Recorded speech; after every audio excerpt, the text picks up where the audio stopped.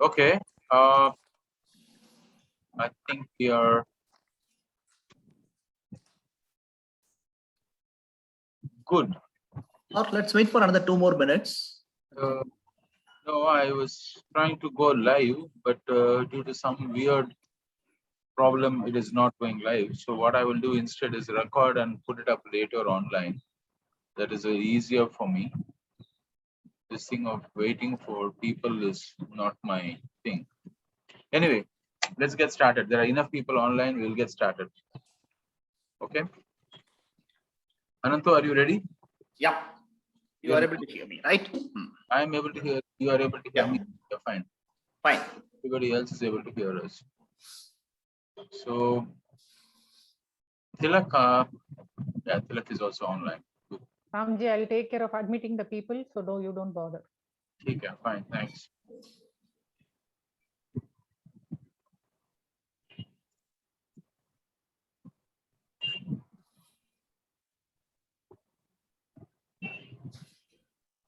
So, as still people are coming in, I welcome you all to the 11th edition and probably the first virtual edition of the Samanvaya Freedom Lecture. For those who have been regulars in the previous editions of Samanvaya Freedom Lecture, you would have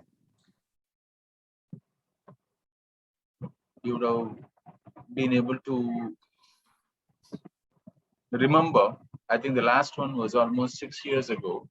So you would have remembered that we had a completely different format.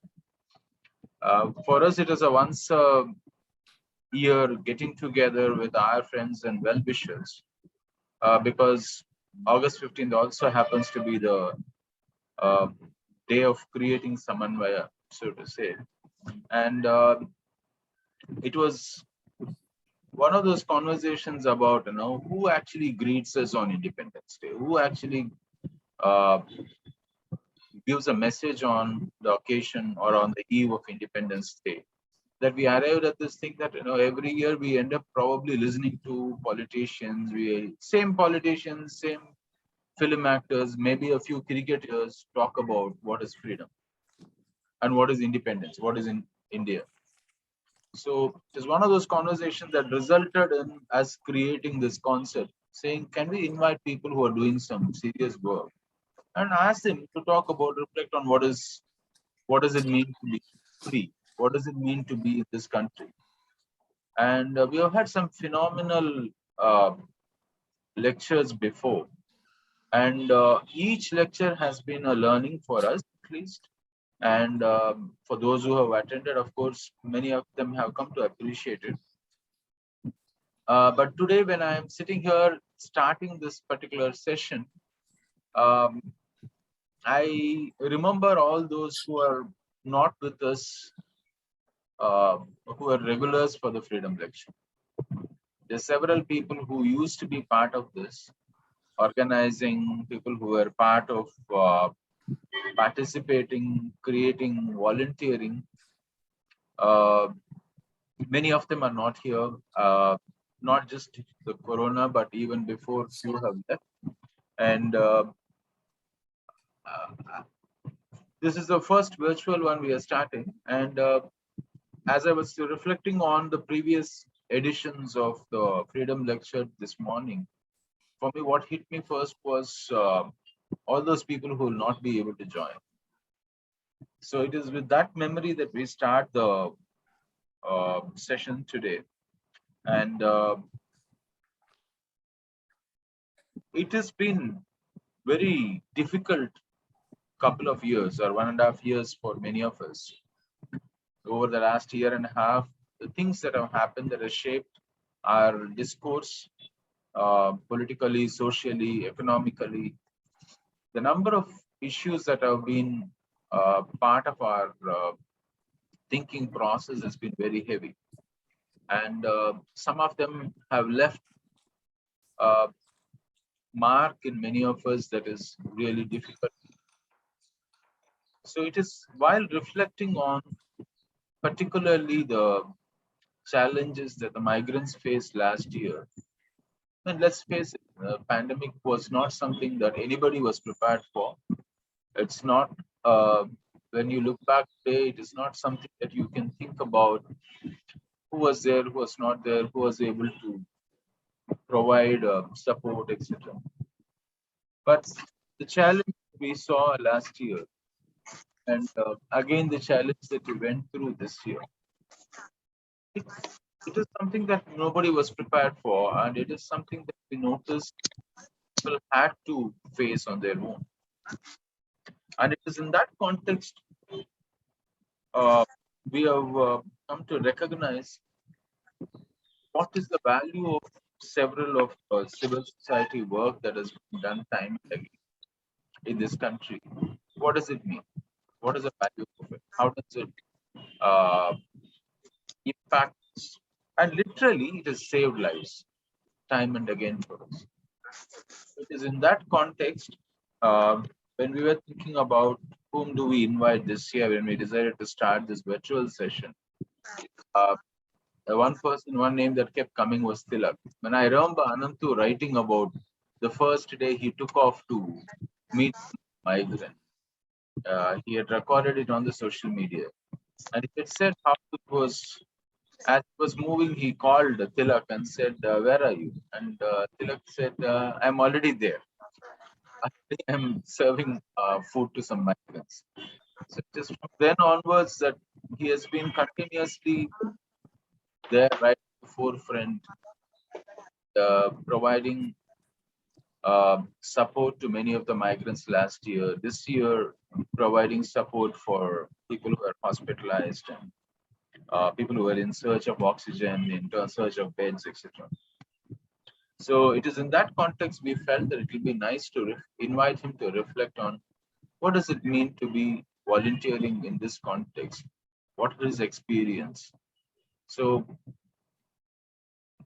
we can keep thinking about several things when we reflect on our independence and what does it mean to us.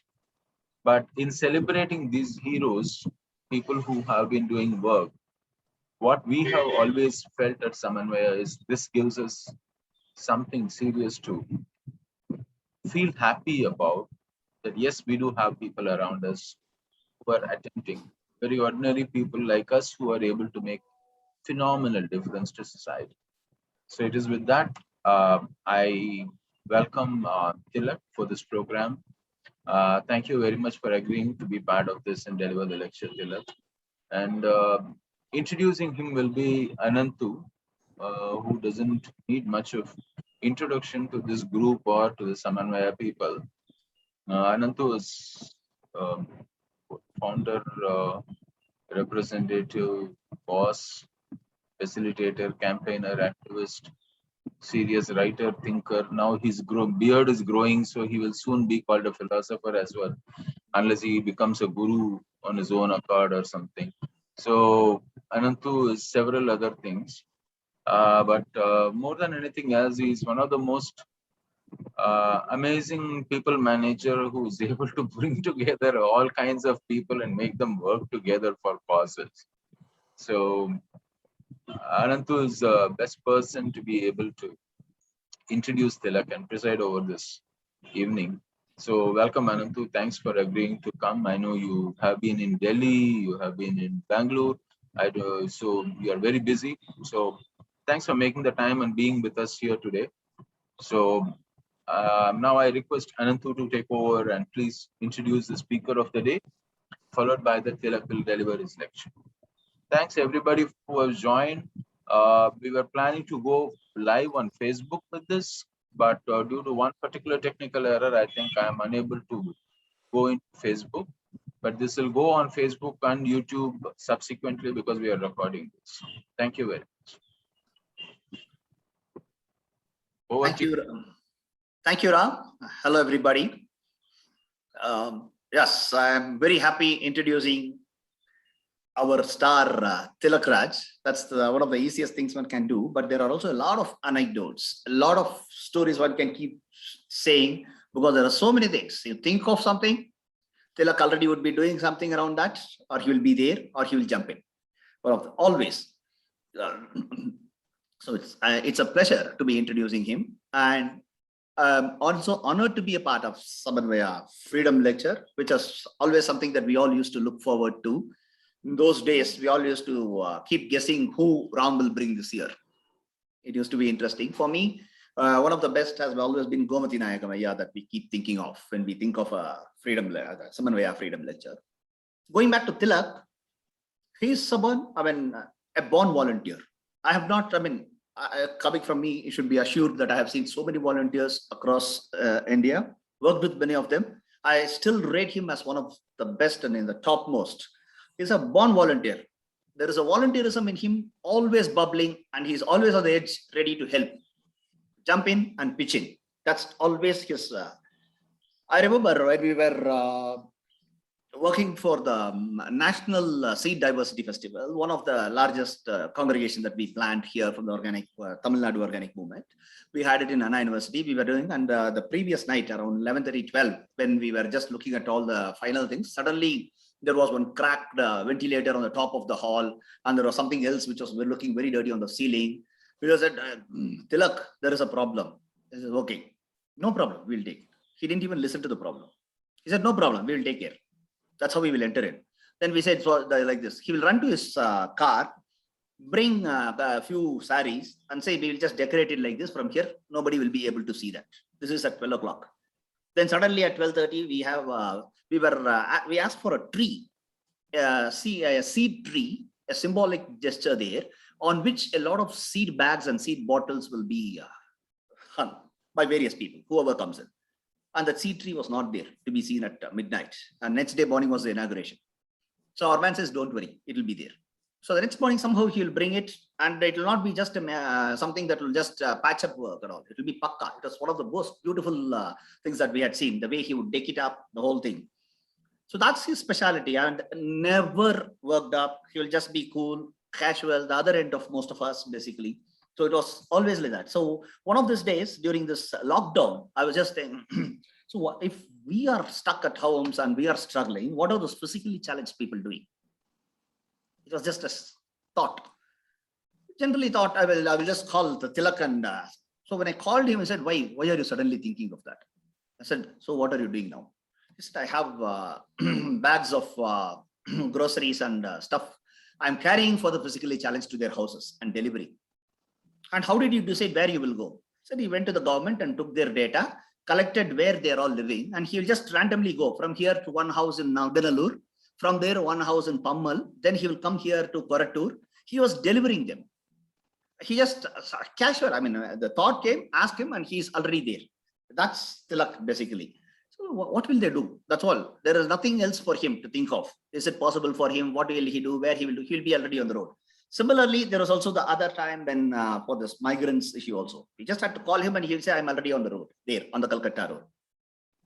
If he was the hero, there's a very interesting heroine, Dana, his wife, who was a banker, but you can associate so many things around her than being the banker. She would be working with the women, stitching from old refurbished clothes. She would make bags. She would be making various things and bringing it to all our festivals and either selling it or giving away. And then they also have a very big superstar in their house, their daughter, who is our Tula ambassador, special ambassador of Tula. So that's the team at their home. So, and their wedding was also a very interesting thing. I want him to tell us about, his wedding had no rituals. He took a lot of time convincing both the sides' parents, and no gifts, no money, no dowry, nothing. But he insisted people can give money for a cause. So they basically collected it and educated people in a village. That's how his marriage was. But the premarital thing I want him to explain. There is a owl, OWL, and an owl in Tamil, the she. That's how they got together. That's an incident that I want him to narrate. Anyway, going back, he was not, he could have been an NCC in the college and school days. He was a cyclist. He cycled all the way from Chennai to Kanyakumari for a cause. He's adept and very good at trekking. He used to take people to Himalayas. So there are so many sides to our hero of the day today. Basically, there are so many things that he has always done. There are so many interesting things that he would have carried out all the time for us every time.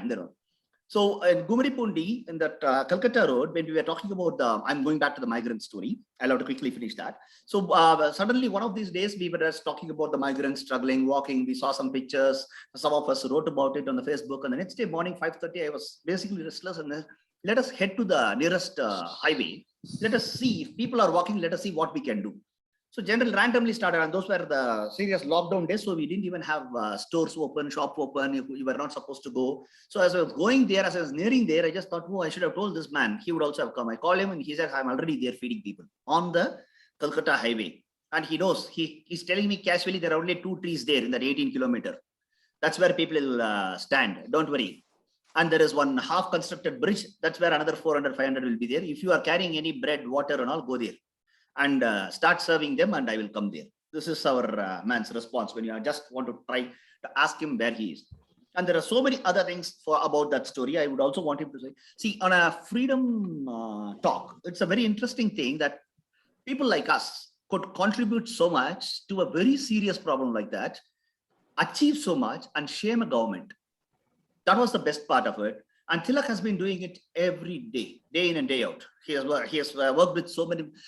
Just randomly call him. He'll say, I am an E-road. I'm releasing some of these kids who were bonded labor somewhere. He would be taking care of some girls and freeing them from some abuse somewhere.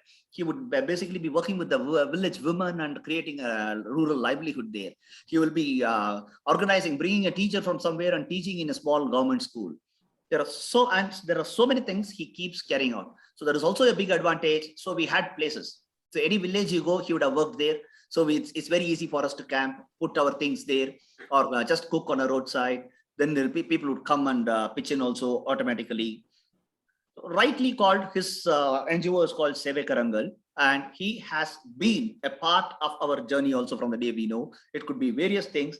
He is been contributing to the society in such a big way and always so effortlessly and doesn't even make a noise. We would not have known anything about him. He would have just come, sat with us in some event and gone quietly. He would not even tell, I am doing this, I am doing that. Such is the sort of this person. And I think, Ram, one of the bbest things that you did is highlighting him, bringing such people to the fore. It's a great thing. And I really want Thilak to carry on this story. முதல் வீடு right hand சைடுல So that's the story about our man, whether it is Sevai Karangal, whether it's the villages, whether it's the village women that he has helped, or the migrants issue itself. Everything has been a part of history today.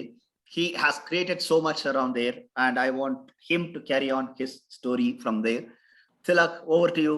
Thanks a lot for being what you are. You have been a great help for all of us. You have been such a big support, but most importantly, the society has gained so much from you, and it is people like you that keep us all motivated and running. Thank you, Thilak. Over to you. Good evening, and Ananthoo, thank you. That was like a wonderful introduction you had given, and thanks to Ram for giving such an opportunity for me to speak about, and especially when you talk about freedom. Yeah, so freedom for whom? That's how we may have to start. So there are many points which Ananthoo had said, where probably like on the go we'll touch it. When I didn't know like there is such a significant stress or significant importance of service, because no, it was when I completed my school, the very first thing which I say, no, it was like I'd been learning so many things from the society. It's not like suddenly one day I came and I came into service. It is like from the childhood days. I used to go to my factory, father's factory, where no, every Sunday they'll come clean up. Once in a month they come and clean up, and you have two old couple coming with that push cart, very small push cart those days, maybe where they collect all the scrap, Okay, and someone introduced me, like they were asking who I am, and someone introduced me. One of the employee introduced me, and they called me, and they uh, gave me 1 rupee. Okay, they gave me 1 rupee, and they were so happy and say, I refused. I refused, and when I refused, they said, like, will you not get it from us? Was the question. Refusing is something common, which I always do. No, like people say, don't. Uh, Someone offers money, or relatives or someone else said, let's risk. And they said, no, the way they said, no, will you not get it from me? Like, uh, they were all in torn clothes, and, like a very old couple, and dirty clothes, torn clothes, and they don't and they said, will you not accept from me? And I could not even stop, and immediately I received it. So from this is my childhood, and you have so many instances which I've learned from. I can give a lot of examples. It's not like suddenly I got it. And probably when you talk about the activity, like what is the difference we can make as an individual was the uh, point. And when I started, it was like on my uh, plus two. When I completed plus two, like everyone are talking about uh, tree plantation, sorry, the travel thing. And I said, why always travel and going spending? And why can't we spend something like tree plantation those days? No, like, and I try to convince my classmates, and people accepted, my friends accepted. It was not that difficult. And then we approached our school headmaster, and even he was okay with that, but he was specifically like saying, like, why you want to do it, and restrictions. No, not immediately he said okay. So we did have an uh, okay, or anything, but after struggle, no, like why this and all those things, he's got it. And now, after so many years, no, it was after so many years, I go, I see, I stand in the shade of those trees, and they say, like, this is the trees you people planted. That gives a lot of happiness, the satisfaction. So maybe this is how I started my very first social activity, perhaps. So on all those days, no, it was like I'm born and brought up at Chennai, so I'll not know what is. I did not know what is a caste or what is underprivileged. Probably I would have seen many, or maybe I've seen many. My father helping many of my relatives, or someone else who's seeking, who requires help. That is there. It's like I've been seeing people doing it, and I have learned. It is not. If I talk about, if you say, people say Ananthoo say, no, it is like, no, it is not me actually. It is the collective idea of someone helping the society. So that is where at Sevai Karangal, the tagline is, we have got so much from the society, and this is the right time to give it back. So that's what we call, because we are, as a society, have to engage with the other people, and it is like collectively we have to grow. It is not just me growing, it is not like my neighbor growing, it is collective, we have to grow. And that is what I feel like the actual freedom, right? So now, Ananthu, you had given so many things where you wanted me to highlight. Yes, I have to just uh, let me try going chronologically. So he was talking about my marriage. So it was like I've decided not to marry because I'm not sure. Like, my thinking was different, and I'm not sure like whether all my thoughts will be accepted by everyone, and in a long run, no, like, will I get a support or not? So that is how it was. And we used to support one children's home at Viryar Nagar, which is called SIP, which is for kids of who are either they themselves have HIV, or they're born to HIV. So it is a long-term support, and that is what where I got introduced to Dana. And she used to come for service. And there was one girl called Teresa, and So no, the caretaker, a lady, Savitri, she was saying this girl is HIV negative, and we want to be, and she's very young. She was only 10 months that time. So she, before 1 year, we want to give her for adoption, but like no one is willing to take. So then it was a struggle, and then suddenly one fine day, Dana came and said, "Is it possible?" And she said, like, "Is it possible for us to adopt it and get married and adopt?" So, and I said, "Okay," and like that's how it started. And then, like activities where we are involved. Unfortunately, like my parents were so happy that like at last Thilak had agreed for marriage and they were happy, but there was a delay from my in-laws. Dana's parents were, they did not allow, they did not agree, and now again, and at one fine day they agrees, but that time, like there were some other who came willing to adopt Teresa, and unfortunately we could not adopt her by the, because our marriage is getting delayed. Those are the days where it was like you have to get married to adopt. So then we got married, and it was like I was particular, I'm very stubborn at a few things. When I say I don't want to get married, then this was also a reason where I didn't want to get married.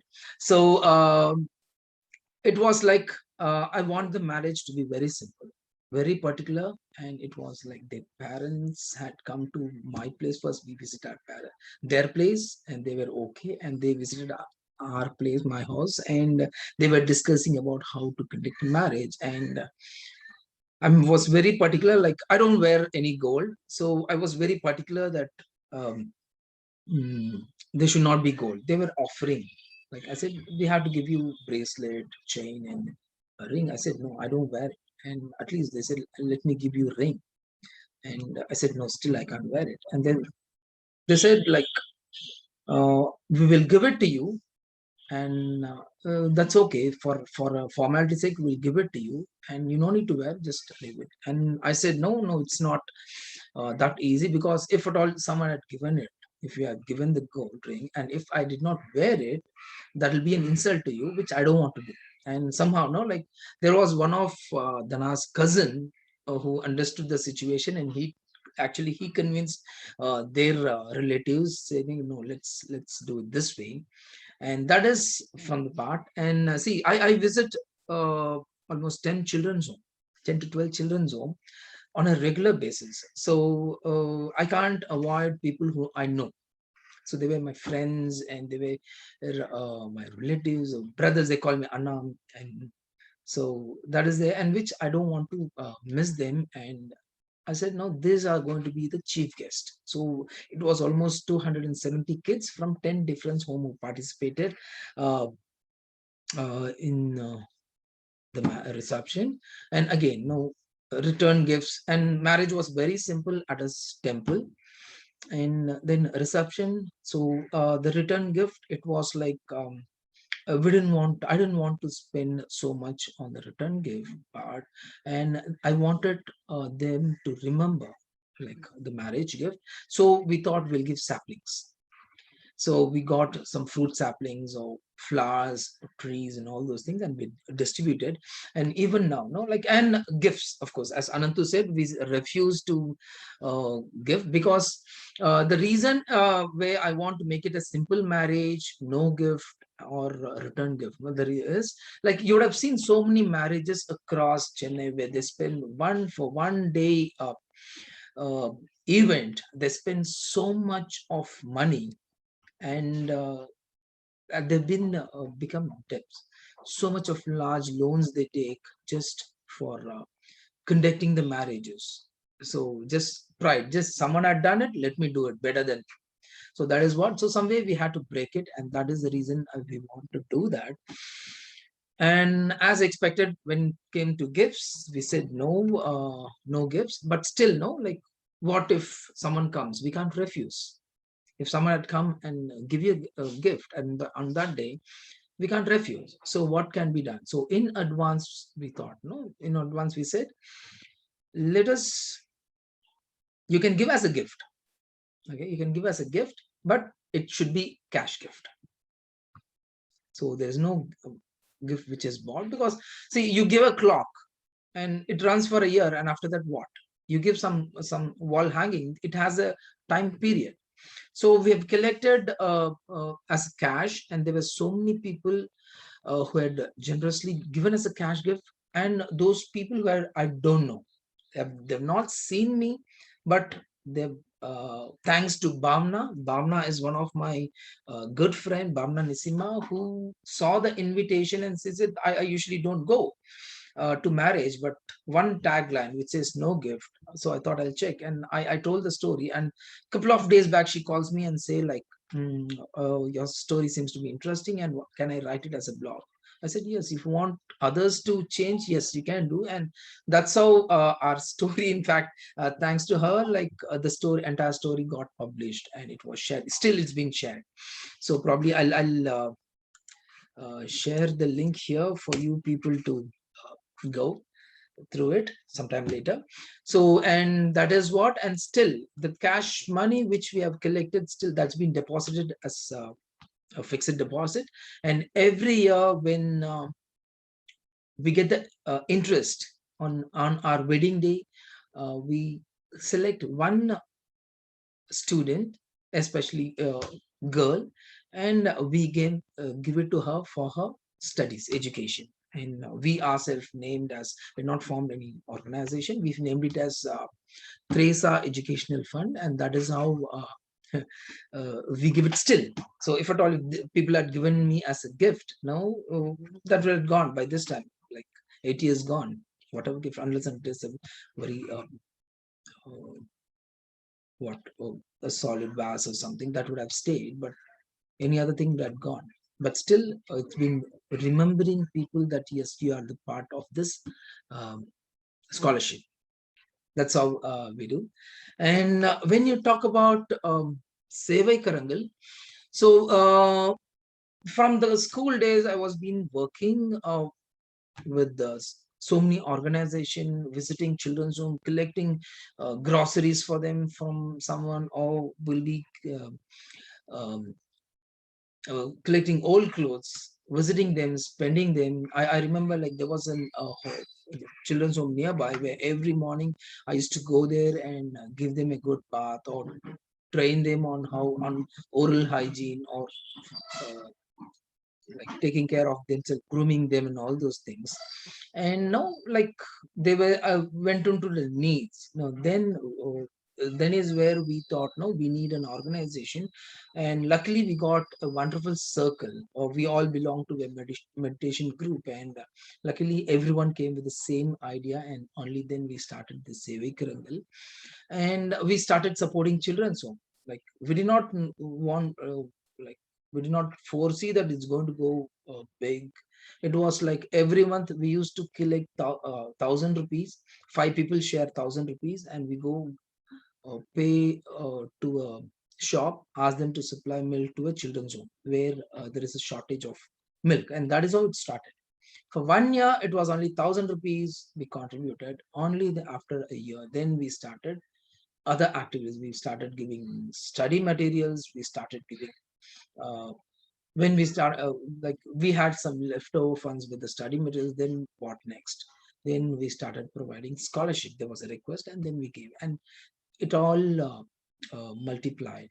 And when we supported hope, like kids, when we have uplifted almost 16 homes across Chennai. And when we say uplifted 16 home, it is like sustainable. So within 1 year, we do some work in such a way that like after we get involved, no, they should be able to get sufficient funds to run their home.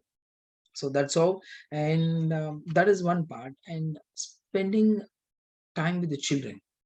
So we had a initiative called Diwali celebrations, where it is not just the materials we give. It is not just the dress. We buy new dress, snacks and savories, the Diwali sweets and all those things, crackers, good food for that day. Not just that, we like 10 or 20 volunteers will go assemble at that children's home, and they spend. So when kids know, they'll not know like how the organization running, how they'll not understand the struggle of the caretakers of the children's home without funds.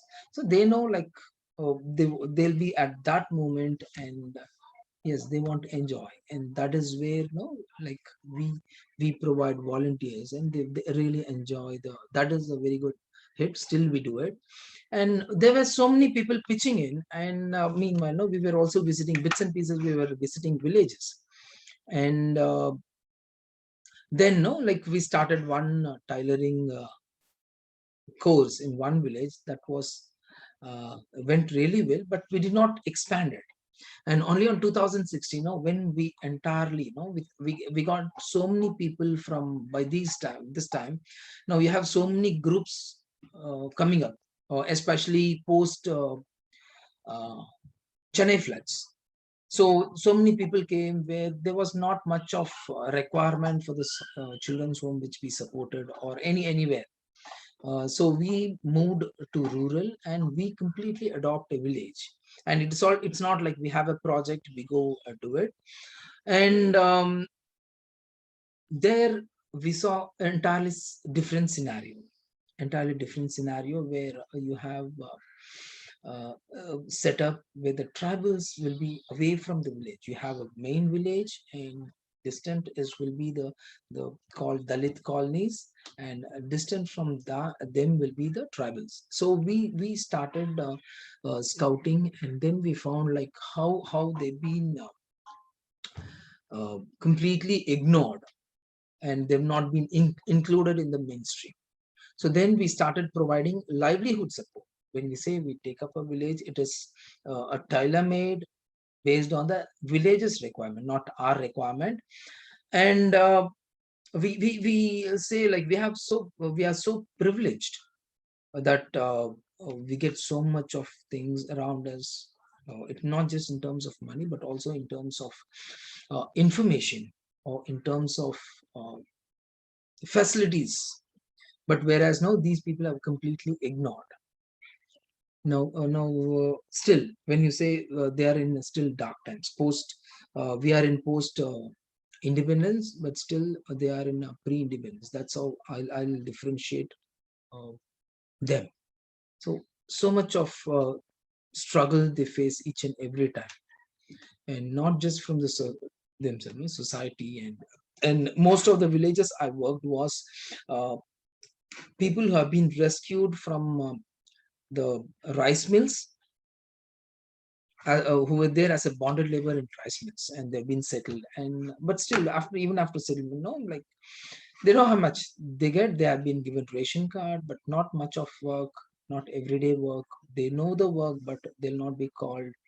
So much of struggle. They go to fishing. Now, initial thing, like nowadays, fishing using a net itself is going to be quite difficult. Think about the era where once they came out of bonded labor, they've been allowed only to fish with the bare hands. No, how will you fish with a bare hand? But still, they have done it in the backwaters. Pulicat, if you go, they'll say how it was, and especially there is one particular fish. You'll not be able to catch it, but it will sting you. In the fins, you have a thorn sort of thing which will sting you, and for 2 days, you'll not be able to lift your hand. So that was the situation. It was, and now believe me, it is. I'm talking this maybe 15 years before, not early like pre-independence. So this is how, and that's how way we pitched in, and we supported so many. I can give a lot of examples. So how we can bring a change even without spending much, not giving them. So in Chennai floods, so many people across Chennai, there was so many of my friends who formed their own groups, maybe 15 or 20 with their college friends or their street people or their cycling groups or whatever it is. No, the only thing which as a negative which came was like there was so much we give, but no, they collected from different groups. Let's go keep it, and still they want it. That's how it was. And now I can give you one example of the village we uplifted. It was 1 year, and there is one village called Vitlapuram, which is 4 kilometers from Kalpakam. Kalpakam, the famous the atomic energy station, and there they have 25 families living in a lake bed. Okay, when we found out, no, like why you are there in Lake Mount and why can't we get a land for you? And we approached the collectorate. Yeah. So they said no. These people have been. Tashila was saying like these people have been provided allotted land 20 years before, and they're showing me us the document. And these people didn't know that there was such like the land was given to them, and it was being encroached by someone else from the village, and still they are in for the past 20 years they're living in a lake bed. So issue here is like that is one side which we are moving, but at the moment the immediate issue is they don't have electricity, and they can't provide electricity because they live in a lake bed. They don't have a proof for documentation like the any like documents, so that no, that this belongs to their land. And of course it can't be given because it's a lake bund. And now they was asking for us for light. So only option is solar. And fortunately there was one company called Mesha who came, approached us like we want to give solar lights with the support of a corporate company.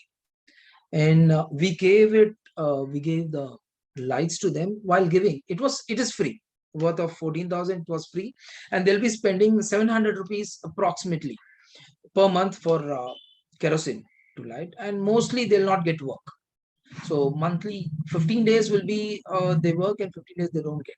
So that is the condition of them, where they don't have much. And those days when there is no electrical like lights, kerosene, if they can't lit a kerosene light, the day ends by 6:30 max. So I said I'm going to save. When we gave it, no, it is always I see into a like I'll see how we can bring them to a better position. So I was asking, see, I've saved you 700 rupees per month, and in return what you'll give. So there was one person said like I'll ensure this, I'll take care of this, and I'll ensure that you get a good name. And I said, no, it is not. It's not required from you to support, give a good name. That will be as they said, okay, we will take care of the solar lights. Well, then again I said, no, that can't be a buyback. So in return, so I said, no, like if you take care of the solar lights, you'll be able to only like you can take it longer period instead of 1 year or 2 years. No, it's going to last long. That's all. So nothing for me.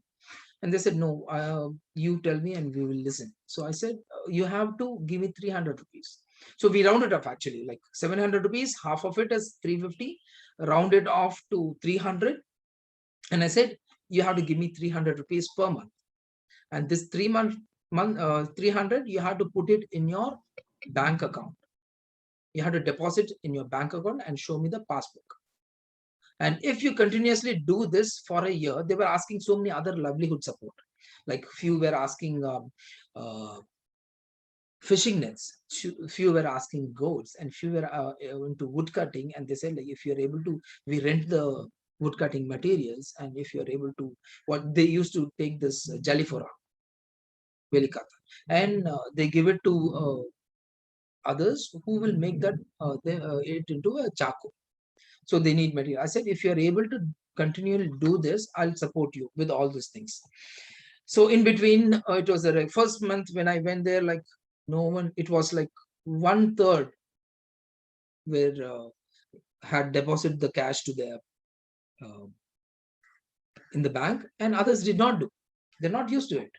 So I literally said, like, you people have promised me, but you did not keep it up. And then they promised me again, no, say that ensure that they will save, and they started saving. And in between, we always have some workshops running for them, some training sessions on financial literacy or the schemes of the government and how they can approach and all those things. And 1 year over, and they called me. They called me, sir, 1 year's over. Why didn't you come? Let's have a meeting. So I was I went there and I was climbing the lake bund, and one lady was holding her hand like this, and she was running towards me with her face. No, I could not recognize whether she's happy or sad or what is that. No reaction at all. I was, yes, what happened, sir? She said, sir, it's been 16 years since I got married, and this is the very first gold jewel my husband had bought for me. So she was so excited, and I was just walking very good, and I was asking other who else got gold, and one lady said, yes, I also got gold, and gold. And she said, no, I've pledged it. Why? Because I wanted to buy goats. This is for my daughter's marriage. It has like time, so I'll get goat, and now by the 1 year, no, I'll be able to get the pledged jewel, and by that time the goat will be grown, and I'll make money out of it. And then I sat and said, okay, fine, since you have been like followed what we have said, now let us move to the next step. Next step is, I said, I have promised you to buy something. So I have the list. I had a list in my hand and say, like, is this the same thing which you wanted, or like, is there any change in the requirements, like fishing nets? Instead of that, you want goats, or instead of goats, you want fishing nets. So I said, no. And one person, no, like on a chorus, I said, we have bought goats. So they were showing the lake was dry and only grass, and like you have few goats grazing. And till that time, I didn't know that like these are the goats of these people.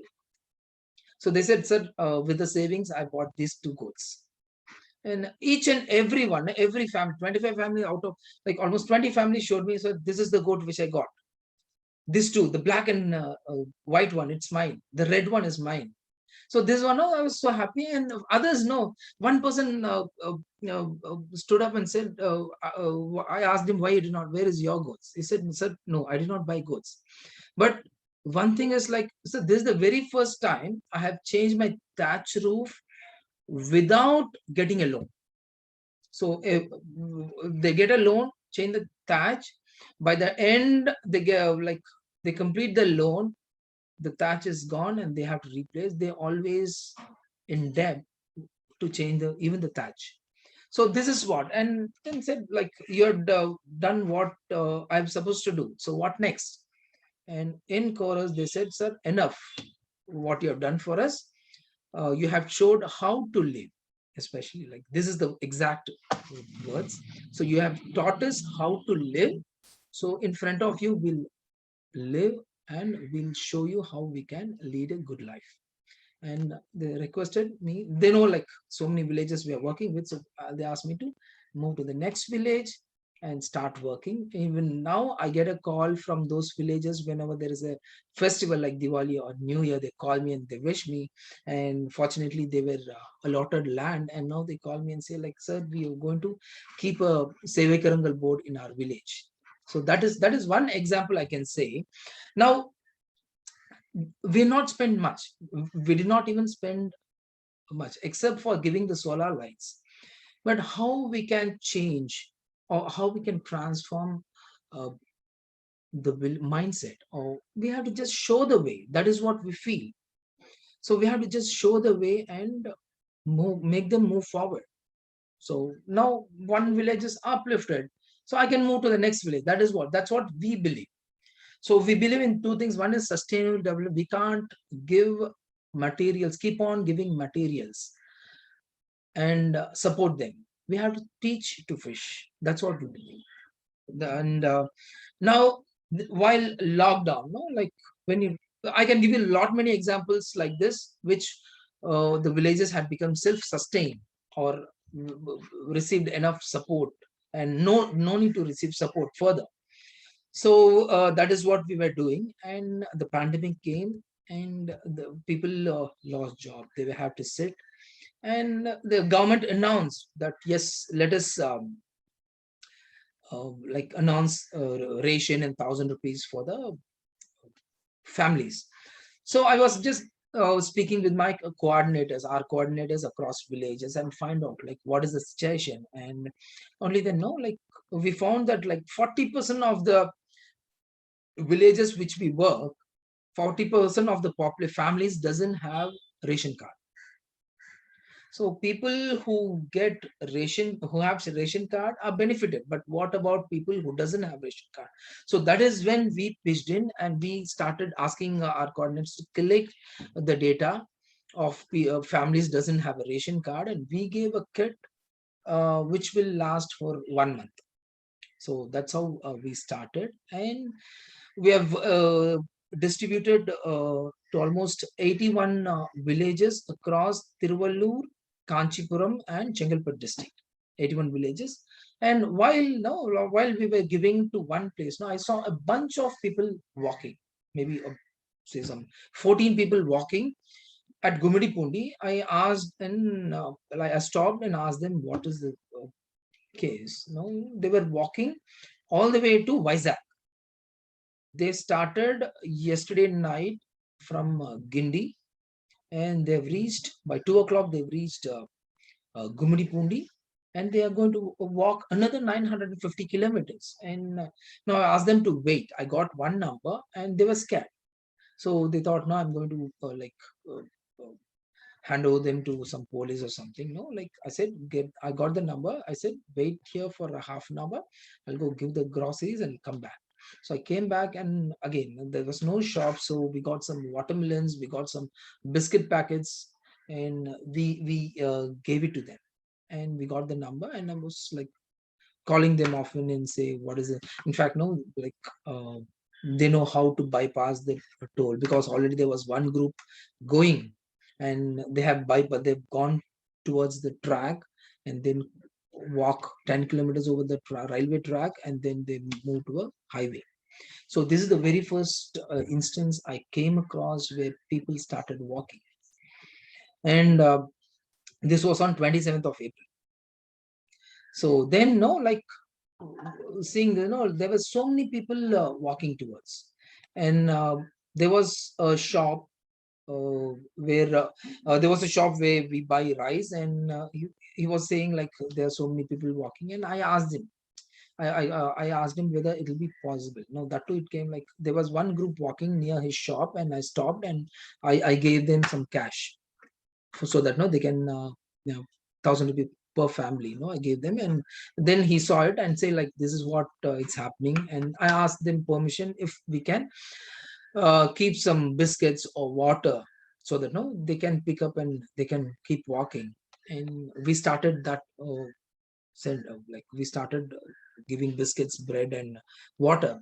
And just 3 days after that, people started moving, like more number of people. Instead of 500 people, it was almost 1,000 people started walking, and it was uncontrollable. And then where Ananthoo pitched in and said, it was a very good support from Ananthoo or Raven, Raveen, you have Prasanna, you have a whole bunch of very good all-time seasoned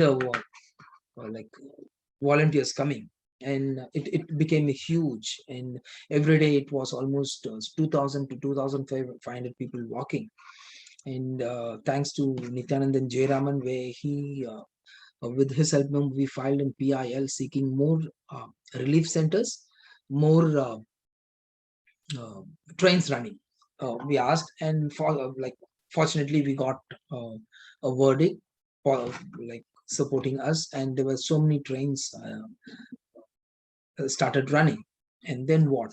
And we formed a team where we were supporting the people who walk there. And wonderful thing is, like, even before they reach, we had formed a team where they'll be tracking the people who are walking. When we collected the database of the migrant workers, and people started calling them, on a daily basis. They call, and there was a wonderful person, Suresh Kumar, who on his toes, no, as soon as some volunteers say like this person is not reachable, his mobile is not reachable, and I think it's not having a balance, so immediately he'll recharge. And it's a wonderful team of 25 who track the migrant workers on a daily basis. And once they reach, they did not have work there as well. So then it was we thought, no, we can support them. We got some funds collected, and we thought we will transfer it to them so that they can buy groceries there.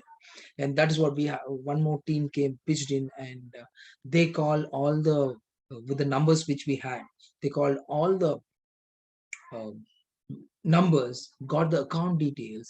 It was a tedious process to get the account details, and hats off to them and the volunteers. And we used to do bulk transfer, 150, 300 per day. And we have supported so many migrant workers who returned to the home. Again, it's even there they did not have funds, and yes, we did support them. So that is where,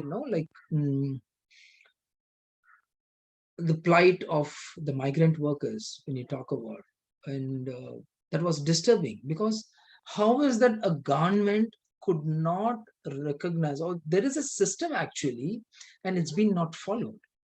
So completely there is a system that if someone comes out, they have to be registered in the labor ministry, and they have to be supported. They should have a database, but government didn't have a database because they've not followed it.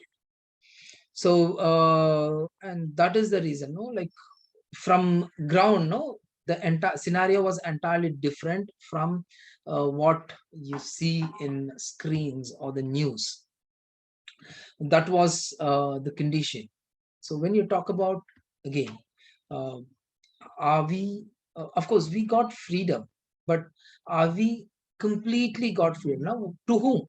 Freedom is to whom is the question. So we have, again, that's the reason initially I said we have been privileged to get a lot of facilities, whereas there are one sector of people who are not even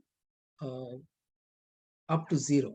They are in minus. So that is the condition of what we are seeing. The entire scenario from city to village is different. From Chennai to rest of Tamil Nadu is different, or the developed city and the village is different. So we can easily differentiate in many things, not just financial, even the education part, or and still you'll not believe, still there are child labor, still there are bonded labors.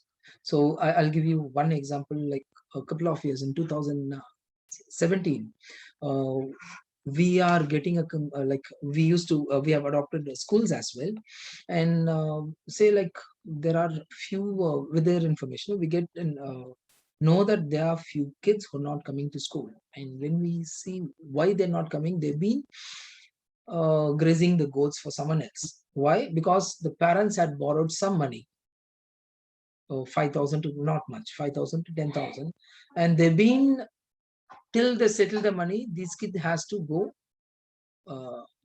do a job for them. They have to take care of their goats, grazing goats. So then finally, we, as soon as we came to know it, we pitched in and we rescued all those people. In fact, we said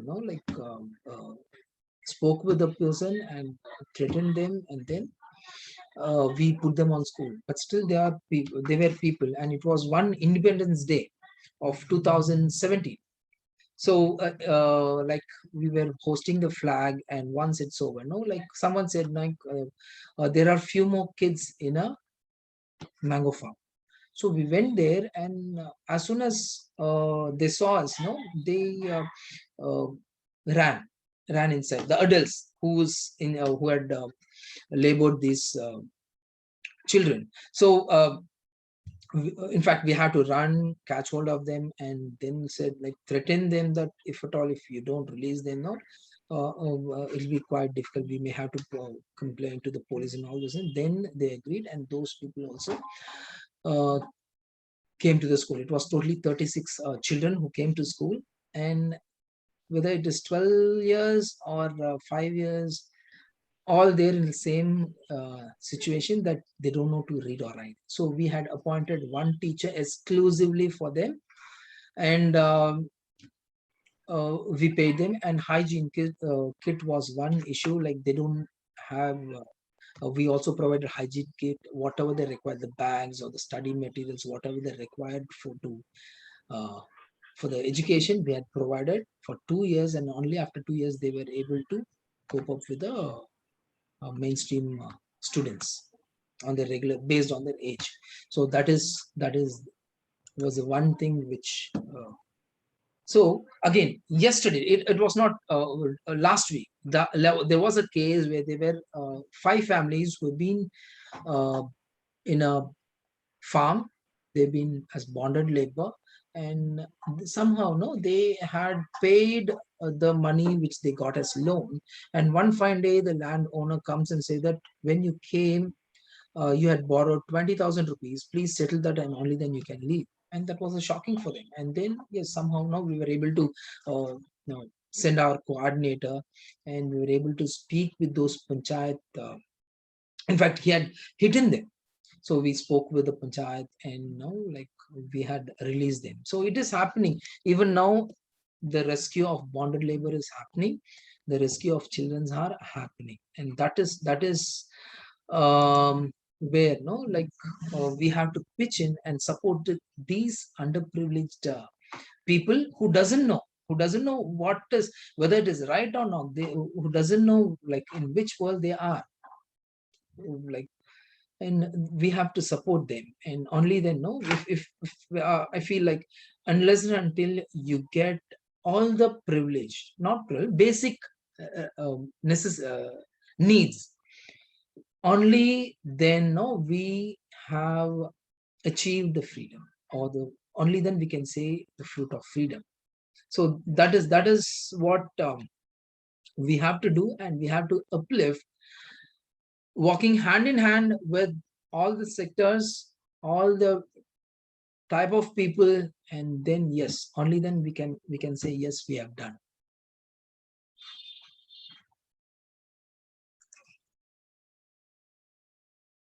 Yes, that's it.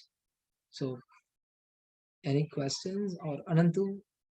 Thank you, Thilak. It was amazing listening to you talk about the bonded labor and that there are still people in this country who are not free. That there is still a whole lot of people out there, and your several stories that you have shared today, I think it's phenomenal. I mean, the kind of stories. And I just got over email a good friend of ours, Rajiv Vora, who's based out of Delhi and who's not joined, but he has sent an email asking for something very specific. He said, "Can you ask Mr. Thilak how did he get started with?" You know, he says that is what people need to know.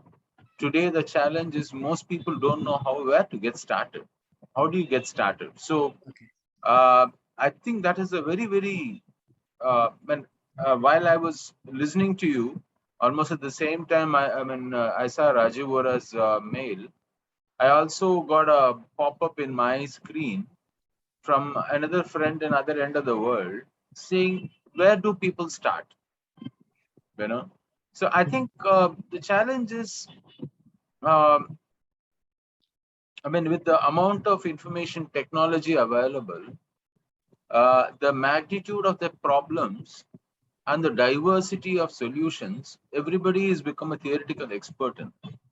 We all know a million causes and a million reasons for them every day, because that is invading our inboxes, messages, WhatsApp every day. But there are a few who actually go out and do it, right? Like the way you have in a very smooth or a very easy manner, you have put out saying, "Yeah, we went and did this, we went and did." you listed out so many things. If somebody were to go out and try to do it tomorrow, can you start by sharing a bit about when you encounter something like this? In fact, Ananthu, the introduction, he said it very well. He said Thilak is already there and he doesn't talk, he just does it. So when you think about this issue, what is it that makes you do it? What is the difference? That is the, it'll be nice for you to share that thinking.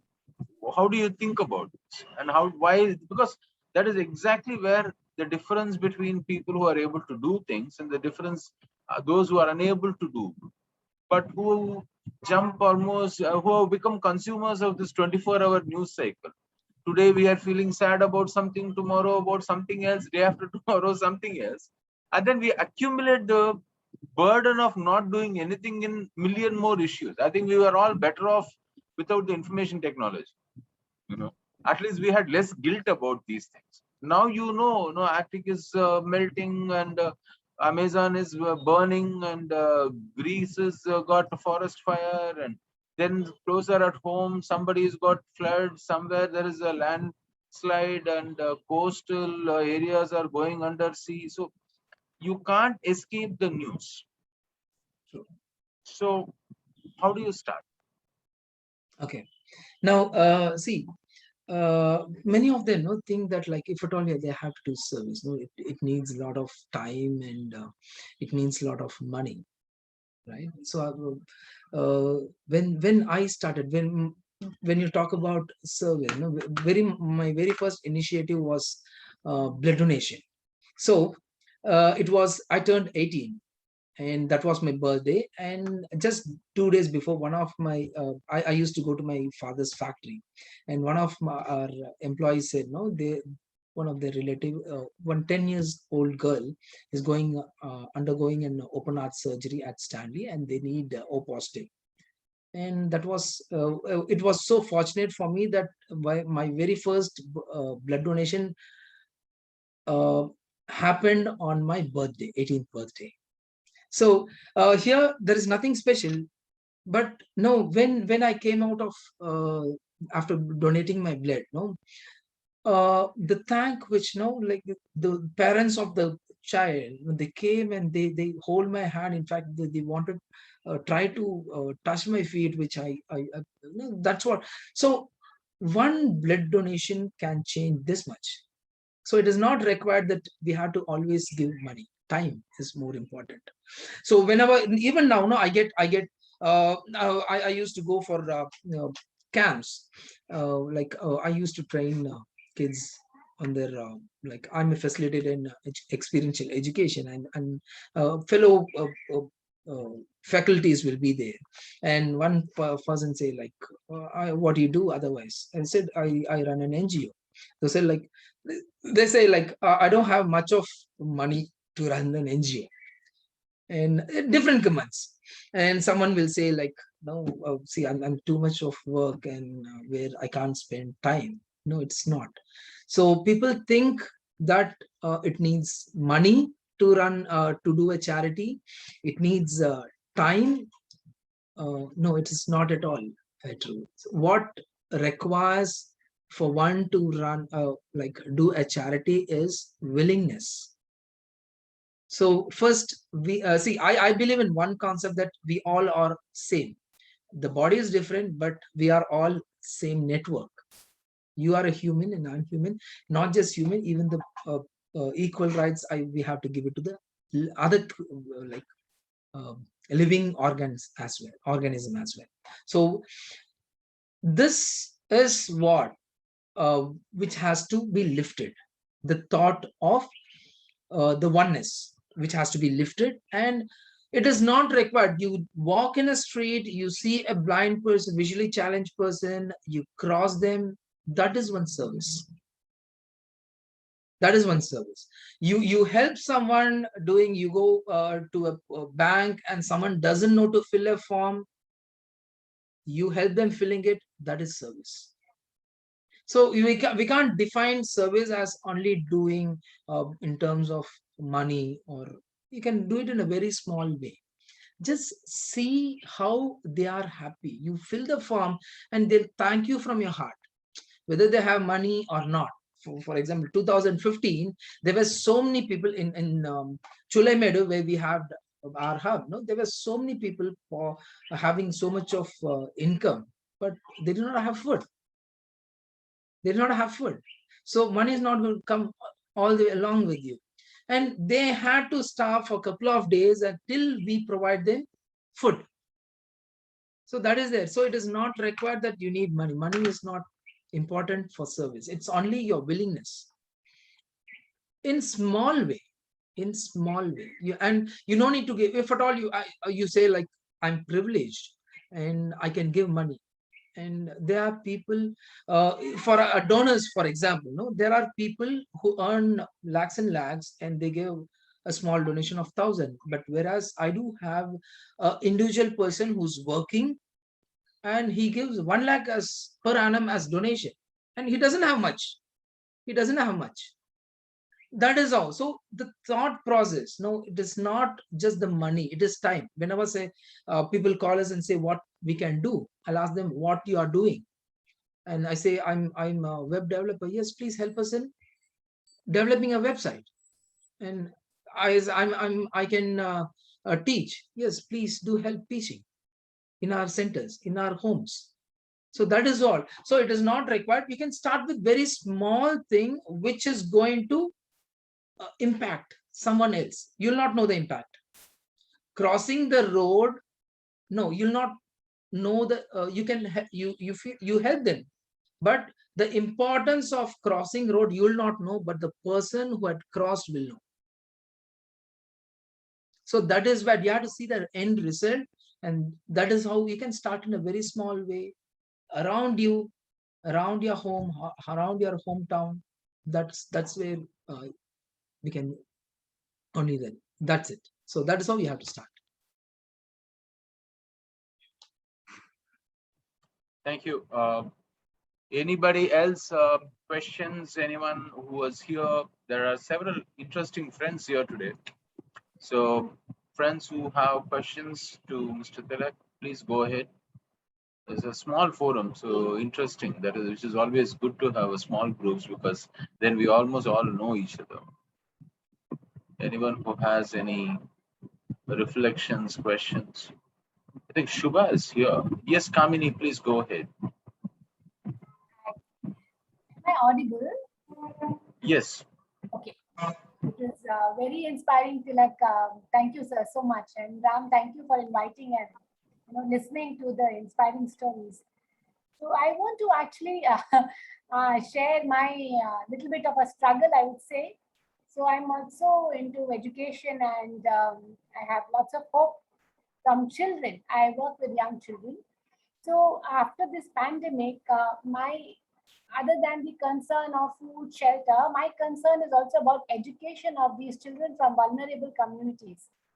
So having no school for almost 1.5 years, there's in most likelihood many of them are going to lose the education throughout their lives, which we are already seeing. If you look at the figures from UN, it's terrifying. So as a contribution, I've been trying and inspire the children and my friends to, children meaning children in the urban so-called privileged class. So like my own children also. So to educate one child who otherwise may not get back to the school, or even if they get back to the school, the gap, because these are all first generation learners, the gap is huge for them to fill up. So if we could bridge that gap by just doing some language and some math to keep them going until the school restart. So I've been working on it little by little, but not really. I'm not succeeding in having a huge network of people who are, many are willing. But as you said, being willing is one thing, but, taking it on, people think that it's a lot of work, a lot of commitment, and, there are various reasons for people to, not taking it forward. So I thought maybe I could share my my concern and my, my initiative, which is just not even the first step, I would say, and do something about educating these children, who have lost schooling for quite some time now. Okay. Okay. Now, when we are talking about adopting a village, Yeah. so we'll be having a tailor-made thing. One is for adult men, one will be for adult women, a housewife, and youth. Mostly it is discontinued. You're talking and the children. So now we are talking about you have given an instance of children not getting educated in the pandemic. But even without pandemic, that is the case in most of the villages. So I can give you one example. Now we run several the villages which we have adopted. We run a free tuition centers. All right, and quite interesting story is like there is one village called Kundeli Med. Kundeli Med is Kundeli, this village is set up. It's been 80 families who've been rescued from the bonded labor. They've been settled here, and now it had become 125 families. And when we started in 2018, we started a tuition center in this village. The total school going strength were only 18. Only 18. There were so many people, and even this 18, when we spoke with the school, they said no, they're not regular. They're not regular. So we started a tuition center there, and over a period of 1 year, that school going strength became 35. And again, in 1.5 years, the school going strength became 43. But still, in the same village, there are children who are still not going to school. Hopefully, they'll also will include them. We don't want to pressure and put them in force. So what we do is like we include them. For us, no, education or academics is one part. Apart from this, we groom them on several other things: sports, culturals, and games. All those things we get like creative side, creative workshops. So no, we include them. Even if you don't go to school, that's okay. You please come here. So that is what we do. And there is we built those gaps, and now they are. And this is the situation where across the village, across other villages as well. I'll give you one example where we conducted a job fair in the village, and there were almost 60 to 65 students who came, like youth came, and there were 3 institutes who came forward, and they want to they are willing to provide the like technical skill training, food, accommodation free, uniforms free, and after that they'll place them in a job. And in this 65 people, 60 to 65 people, we were not able to select a single person. There were almost bunch of people who had completed 8th standard, but they don't have proof that they've completed. So when you completed, it was 5-6 years before or 10 years before. Now I go to the school, they don't have records. So we are talking about the pandemic. There are places where even without this pandemic, the situation was worse. So that's the reason now we have started tuition centers, and most of the tuition centers, there is, again, I can give a lot of all the tuition centers. No, the school going, once we start the tuition centers, the school going strength had become more. That is there. And in this pandemic, yes, we had provided not just for these villages. No, we have provided mobile devices, laptops for the people who can undergo like who want to attend the online classes. And there are more lot to be done, and we do have projectors given or the TVs given, and we most of these students are from government schools. So as soon as there was educational program started telecasting, we are helping them attend the class through our centers. Thank you. Definitely, it's a long way to go. We'll keep up. We'll see like what best or how better we can do. Thank you so much, Kamini.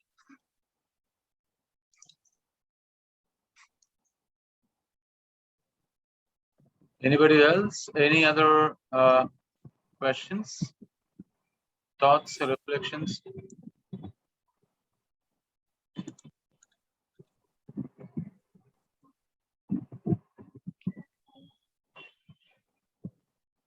I hear some voice.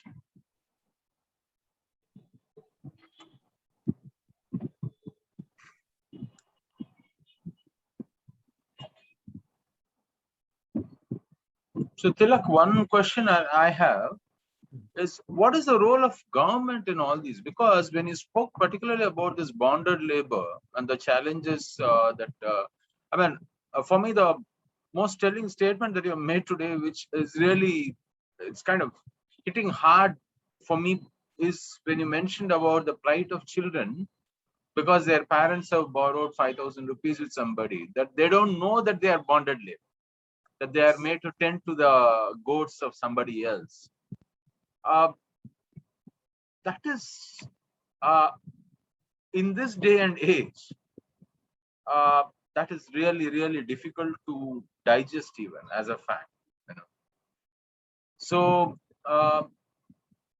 because I do know that there is a government scheme that is supposed to address bonded labor. Bonded labor is supposedly illegal. But even during the migrant crisis last year, we did come across so many cases of bonded labor actually being rescued. When I remember there happened one case in Tiruvallur, there was another in Viluppuram. I think there were two cases in Viluppuram, one who were stuck. I spoke to somebody in Viluppuram who were waiting at the toll gate to be rescued. And when they started telling me the stories, it was horrible to listen to. So in your assessment, where do you see the role of government in this? How far do you think they have been effective or not?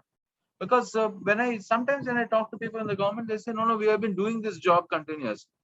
But in that case, the other question that comes to my mind is, why is that despite the government, this continues? Despite knowing it is illegal, how does it continue? Okay. Now, see, government, when you talk about, that's a very effective one when it comes to when they get the information. So they wait in their table. Sorry, they wait in the table unless and until the information reaches them. So that should not be the case.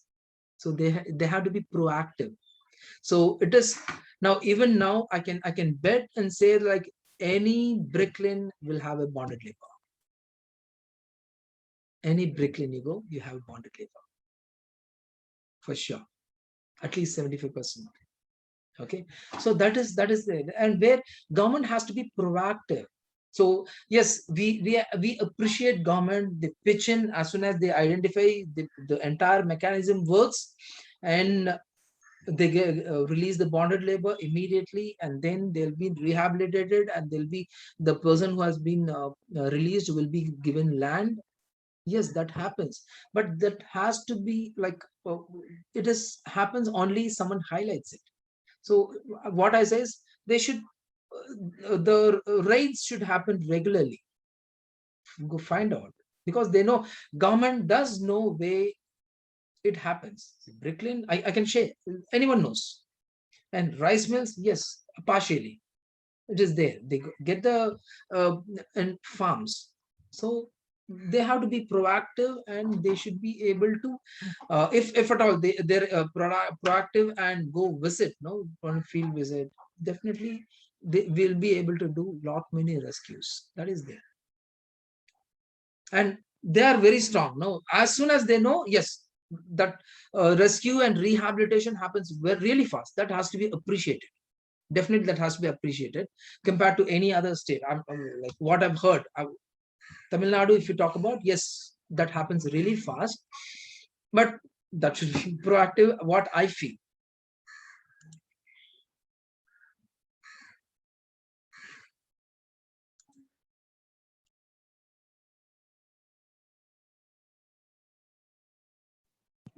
Thanks, Thilak. That's good to know, and that at least the government does something here, because there is another challenge. So one question, sorry, I'm asking more questions, because one, I would have loved to ask this question to anybody who's talking Please. about these issues. There has been so much of effort to regularize migrant laborers since what happened last year.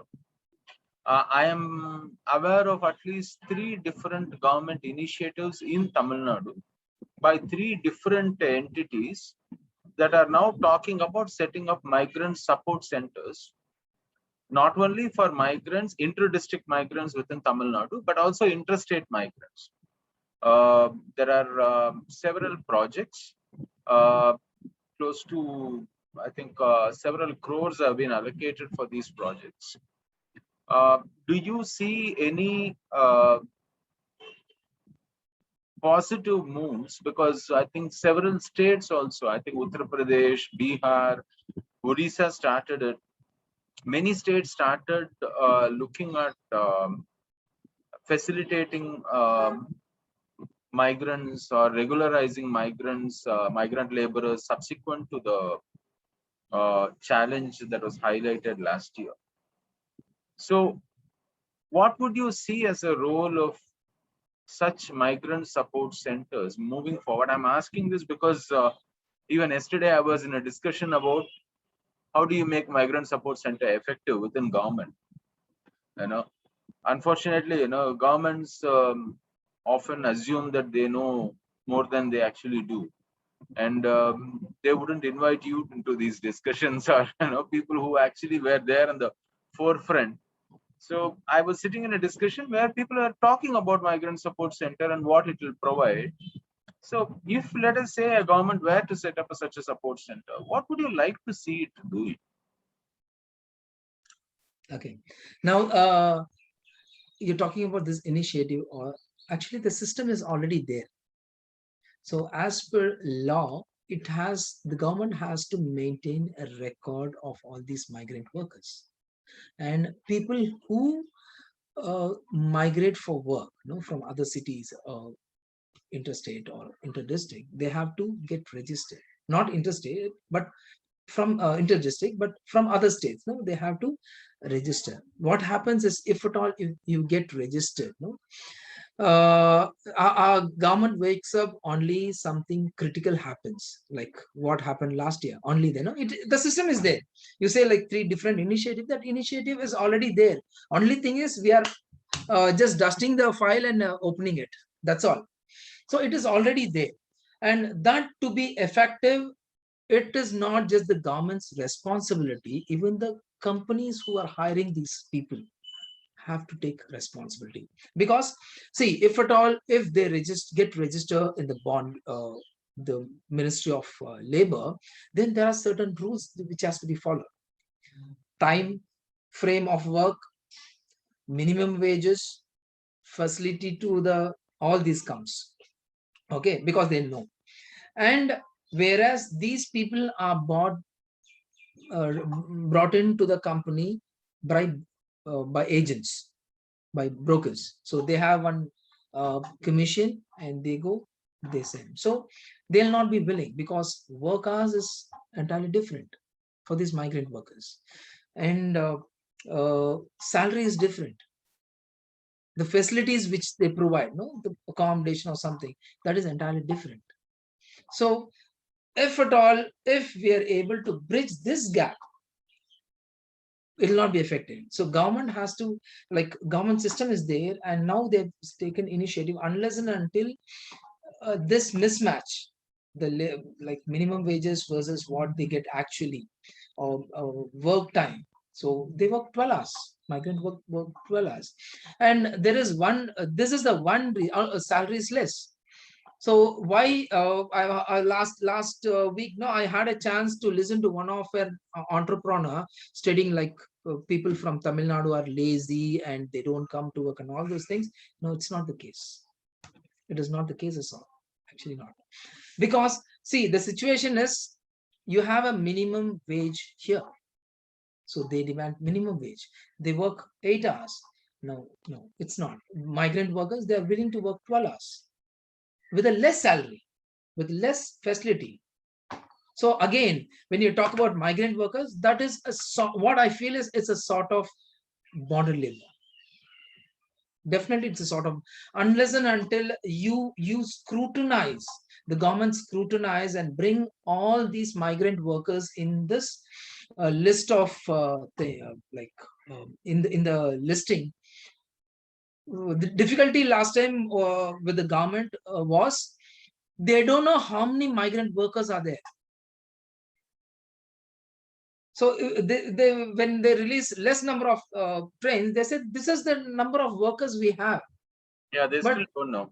exactly. So only once they the court gave a verdict to release run more number of trains, only then even the government realized that there are so much of migrant workers, because that is there. So if at all you set up, yes, that is a need of an hour, and that has to be in collaboration with the companies or the agents. Whoever comes, let them go get registered, so that we know how many migrant workers are there, first thing, and we know what are the work times, and regularize the work as such. Otherwise, it'll be quite difficult, even, and that may lead to an unsuccessful result.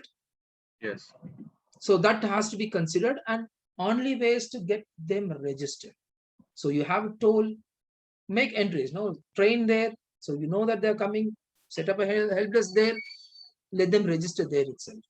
On the roadways they come, you set up you have an wonderful integrated toll in border of Tamil Nadu, set up a kiosk there, get registered, get them the migrant workers raised. Only then this can be a success. That's what I feel. Implementation, yes, that should be there. Thank you. Thanks for the response, Thilak, and I think we are well past our time we had scheduled, and thank you very much for patiently sharing such an amazing journey, and starting from your own initial days of from your first time you went out to serve till your latest last year and this year. So we didn't get around to talking about the oxygen. Maybe some other time we need to ask you separately about supplying oxygen to all of Chennai. I think we need to get around to talking about that. But it is like Ananthoo said at the beginning, we are at a stage where, for me, it looks like those who are able to jump in and do things, and those who are able to just watch and moan about things. That is a difference that we are looking at today.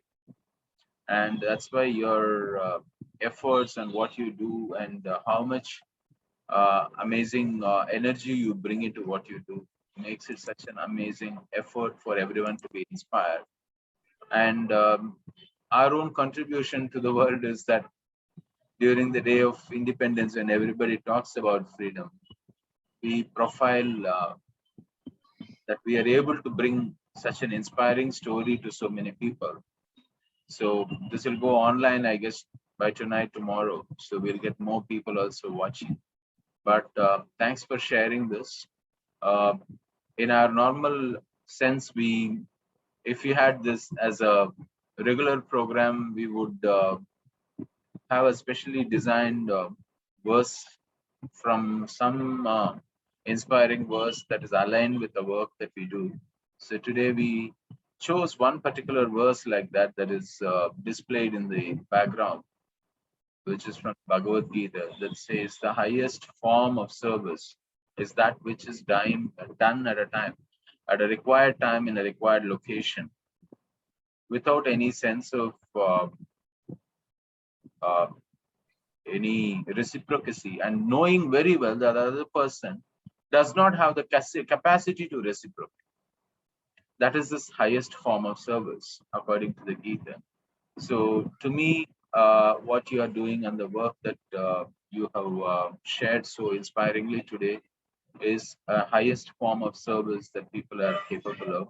And like Ananthoo said, this is celebrating volunteerism at its highest level. And for us, this is an expression of freedom. What does it mean to be free? Though you have also shared the stories of so many people for whom freedom is still such a long way. Thanks a lot for sharing.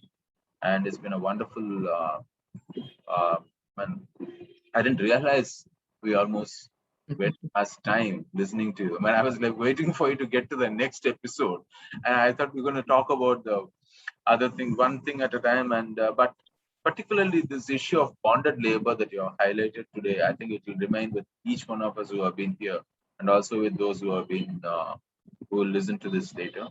Thanks a lot, and have a wonderful evening. And to everybody, maybe if everyone can switch on their videos, maybe we need to do a screenshot. This is very customary these days to do. If people can switch on their videos, it will be helpful, so that we can do a customary screenshot.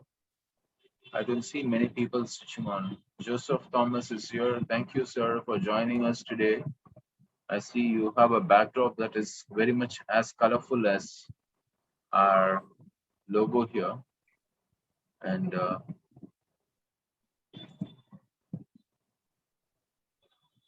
Sridhar, it's great to see you. Vanakkam. It's wonderful to see you. Hi.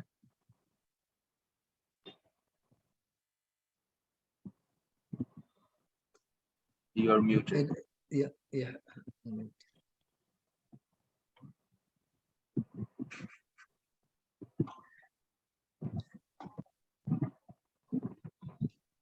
Dr. Padmini, wonderful. Hello. Sridhar started this journey in several ways for many of us. Long before any of this started, it was this Good News India that used to drop in our inbox with amazing stories every once in a while that kept hopes alive for a lot of people. You know, he's one of those people who kind of, not many people knew. Good News India, everybody knows.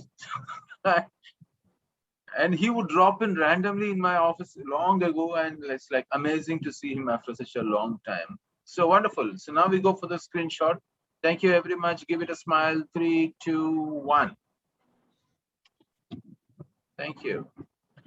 Have a wonderful evening, everybody, and a happy Independence Day. Thank you very much yet again, Thilak. Thank you very much for the opportunity for Samanvaya. Thank you, Thilak. Thank you so much. And I'm sure. You're muted, Thilak. Thilak, you got muted. Okay, thank you very much for the opportunity, and I'm happy that I'm able to speak with such wonderful audience, and I have shared our Facebook page as well. If at all someone want to support, yes, now we always require support in terms of expertise, volunteers, and knowledge sharing that can be done always. Thank you so much for the opportunity, Ram and Samanya as well.